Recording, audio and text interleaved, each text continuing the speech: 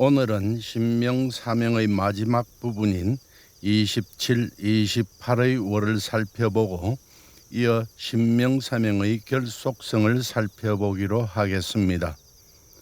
화면에 보이는 남명선생의 신명사명 27, 28의 월, 심성여향, 기적여인, 마음의 소리는 메아리와 같고 그 자치는 인장과 같으니라에 대한 결속 구조를 살펴보겠습니다.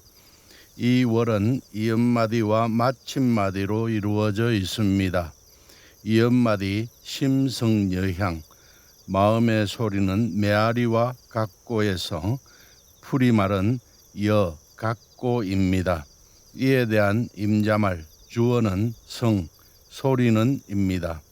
향, 메아리와는 풀이말에 대한 견준말이고 심, 마음의는 임자말, 성, 소리는 을 한정하는 매김말, 관행어입니다. 그래서 화면의 205에서 위의 구조가 됩니다. 마침마디 기적여인, 그 자치는 인장과 같으니라에서 풀이말은 여, 같으니라입니다. 이에 대한 임자말은 즉, 자치는 입니다. 인장과는 풀이말에 대한 견준말이고 기, 그는 임자말 즉 자치는 을 한정하는 매김말, 관행어입니다.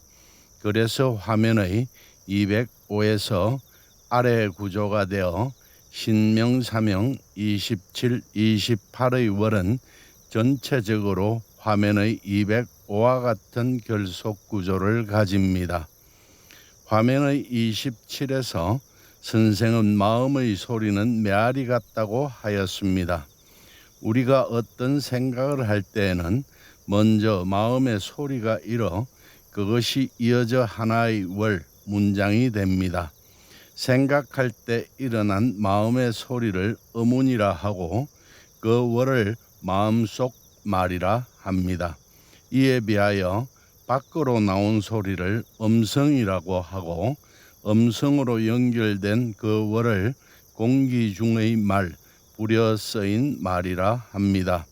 이러한 말은 곧 그 사람입니다. 이러한 사실에 대하여 남명선생의 학기류편에서는 임천오씨가 말하였다. 말은 마음의 소리이다. 그러므로 말을 아는 사람은 말을 살펴 그 마음을 안다고 써두고 있습니다. 사람들이 하는 말을 살펴보면 그 마음을 알 수 있습니다. 입 밖으로 나온 내 말도 마찬가지이고 내 귀에 들리는 남의 말도 그 말로서 그 사람을 알 수 있습니다. 생각할 때 나타나는 내 마음의 소리로 이루어진 말도 이로써 내 마음을 알 수 있는 것인데 이 마음에 일어난 소리는 메아리처럼 흩어질 것이나 그 말 자체, 생각 자체는 다시 내 마음속에 저장되면서 인장처럼 마음의 그 자취를 남깁니다. 그리하여 선생의 학기류편에서는 노제 허시가 말하였다. 사람의 마음은 글을 새겨 찍어내는 판목과 같다고 써두고 있습니다. 이러한 까닭으로 화면에 보이는 신명사명 27, 28에서는 마음의 소리는 메아리 같고 그 자치는 인장과 같으니라 한 것으로 이해됩니다. 27. 심성여향, 마음의 소리는 메아리와 같고는 현대 언어학에 있어 어문학의 기반이 되는 것입니다. 마음속 소리를 어문이라 하고 공기 중으로 나온 소리를 음성이라 합니다. 이 두 소리의 구체적 구분은 오늘날에 있어서도 언어학 전문가가 아니면 알기 어려운 것입니다. 남명선생이 어떻게 이러한 사실을 알고 화면과 같이 27 마음의 소리는 메아리 같고 28 그 자취는 인장과 같다고 말하고 있는지 남명선생의 그 깊이 있는 생각에 그저 머리가 숙여질 뿐입니다. 시대를 뛰어넘어 현대 은화까지 꿰뚫러보는 해안을 갖지 않고서야 말할 수 없는 참 이치를 찾아낸 대단한 분으로 여겨집니다. 오늘을 사는 언어학자로서 그저 감탄스러울 뿐입니다. 신명사명의 결속구조는 여기까지 하고 여기에 이어서 이제 신명사명의 결속성을 살펴보겠습니다. 남명선생의 신명사명 텍스트는 마음을 정사를 펴는 대궐과 비유하여 마음의 구조와 어떻게 마음을 보존해야 할 것인가에 대해 말하고 있습니다. 마음의 구조는 화면에 보이는 01에서 08까지에서 말하고 있습니다. 대궐에 임금이 있어 대궐의 안과 밖을 살피듯이 마음에는 태일진군이 있어 마음의 안과 밖을 살핍니다. 정사를 펼치는데 왕과 총재, 백규, 성추가 있듯이 마음에도 이러한 것들이 있습니다. 대궐에서의 인적 구조를 정치 구조라 한다면 마음에서의 구조는 심성 구조입니다. 물론 정치 구조도 이보다도 훨씬 복잡하고 심성 구조도 이보다는 훨씬 복잡하겠으나 신명사명에서는 눈에 드러난 정치 구조를 바탕으로 빗대어 눈에 드러나지 않은 심성 구조를 언급하고 있습니다. 신명사명에서는 태일진군, 총재, 백규, 성추를 말하고 있고 신명사도에서는 여기에 더하여 대사구를 넣고 있습니다. 나라도 이런 뱃을 가진 자들이 다스리듯이 마음에도 이러한 것들이 있어 마음에서 재구실을 한다는 것입니다. 그러나 이들은 서로 다른 마음이 아닙니다. 다 같은 마음입니다. 다른 마음으로 마음을 다스리는 것이 아닙니다. 이에 대해서는 76강에서 말씀드린 바 있습니다. 남명선생은 신명사명 20에서 신무이주, 마음에는 두 주인이 없다고 하고 학기류 편에서는 주자의 말, 즉 마음은 다만 하나의 마음일 뿐 하나의 마음을 가지고 다른 마음을 다스리는 것이 아니다고 써두었습니다. 다만 그 있는 자리와 형태가 다릅니다. 태일진군으로 표현된 마음은 사람이 가진 마음의 총체적인 모습입니다. 여기에서 총체적이라 하는 것은 마음이 실현되었거나 아직 실현되지 않았거나 간에 실현되어 마음 안에 있거나 밖에 있거나 간에 이 모든 것을 하나로 묶어서 포함한다는 뜻에서 하는 말입니다. 화면의 신명사도를 보면 태일군 아래에 총재가 있습니다. 총재는 마음이 실현되어 아직 머릿속에 있는 마음입니다. 이 마음이 입 밖으로 나올 수도 있고 나오지 않을 수도 있습니다. 입 밖으로 나온 마음을 일반적으로 말이라 하고 나오지 않은 마음을 생각이라고 합니다.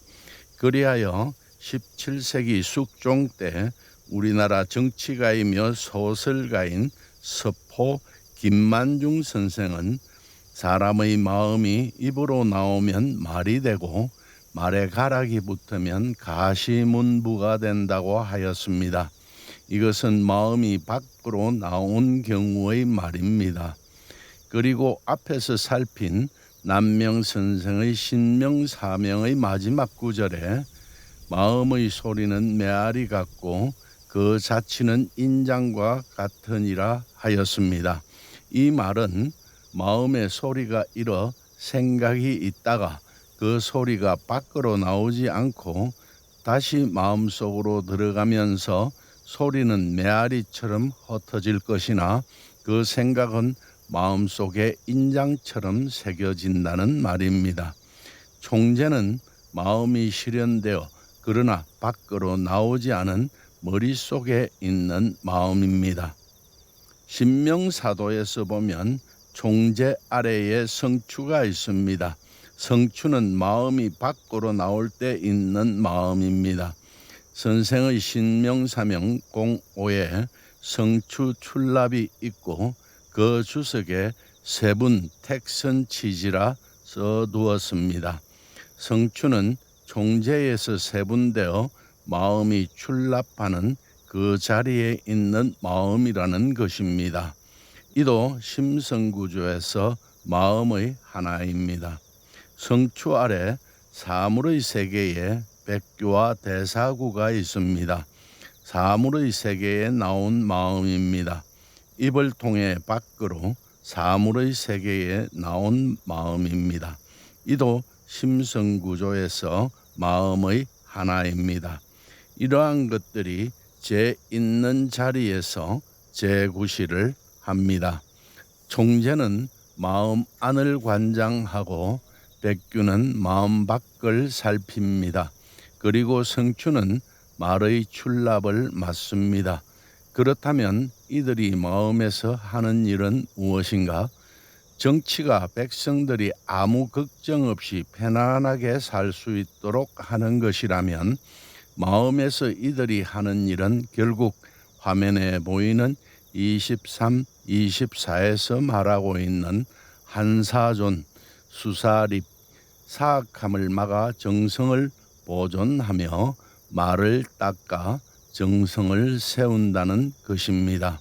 이러한 관점에서 신명사명 텍스트의 결속성을 살펴보면 제어 중심은 신명사명 23, 24, 한사존, 수사립, 사악함을 막아 정성을 보존하며 말을 닦아 정성을 세우라에 나타난 한사, 사악함을 막는다, 행위, 성존, 성을 보존한다, 상태와 수사, 말을 닦는다, 행위, 성립, 성을 세운다, 상태로 볼 수 있습니다.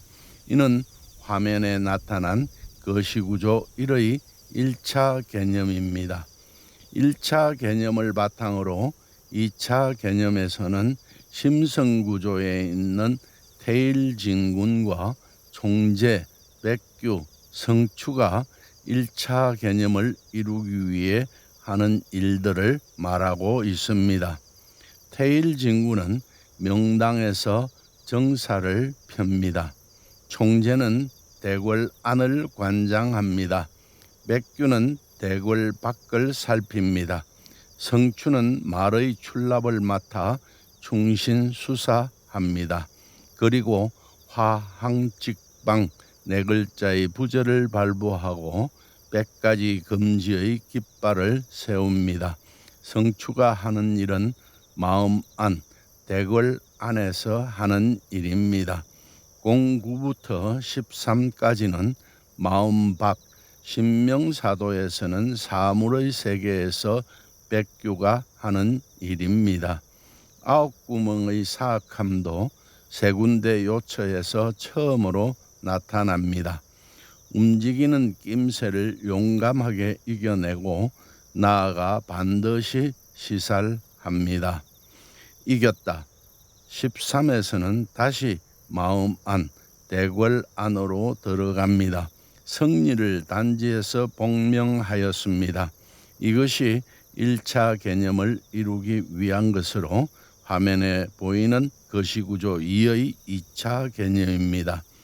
화면에 보이는 표 208에서 맨 아래에 있는 14부터 18까지는 2차 개념에서 심성구조 속의 인물들이 각자 맡은 일을 한 결과 그 나타나는 마음의 현상에 대해 말하고 있습니다. 3차 개념입니다. 마음 안과 밖을 잘 다스려 마음이 1월처럼 밝은 요순의 세월이 되었습니다. 맑은 들판이 끝이 없습니다. 성스러운 임금이 나타나 왕도와 천덕이 이루어져 맑은 들판에서는 기린이 뛰놀고 봉황이 날아와 우는 남명선생이 꿈꾸던 세상이 되었습니다. 하나애로 되돌아와 마음이 한결같아지면서 시동처럼 앉아 있어도 용처럼 나타나고 연못처럼 묵묵히 있다가 우레처럼 소리치는 군자의 마음이 되었습니다. 이것이 화면에 보이는 거시구조 3의 3차 개념입니다. 미시구조에는 거시구조 3에서 화면에 빨간 밑줄을 친 19에서 28이 포함되어 들어간 것입니다. 이들은 벼슬 맡은 사람들에 관한 일반적인 이치들과 결과로 나타난 마음의 이치입니다. 화면에 보이는 표 209에는 벼슬 맡은 사람들에 관한 일반적인 이치가 포함되어 들어간 것입니다. 19, 20 나라에는 두 임금이 없듯이 마음에는 두 주인이 없다는 01 태일진군에 포함되어 들어갑니다. 25, 26 정밀하고 한결같음을 추구하려거든 경으로 들어가라는 03 총재에 포함되어 들어갑니다. 21, 22 3,000명이 한 마음이면 억만의 군사도 도리어 쓰러뜨린다는 04 백규에 포함되어 들어갑니다. 23, 24 사악함을 막아 정성을 보존하며 말을 닦아 정성을 세우라는 05 성추에 포함되어 들어갑니다. 27, 28 마음의 소리는 메아리와 같고 그 자치는 인장과 같으니라는 14 요순 1월에 포함되어 들어갑니다. 오늘은 여기까지 하겠습니다. 지금까지는 신명사명에 대하여 말씀드렸습니다. 다음 시간에는 신명사명의 주석에 대하여 살펴보겠습니다. 감사합니다.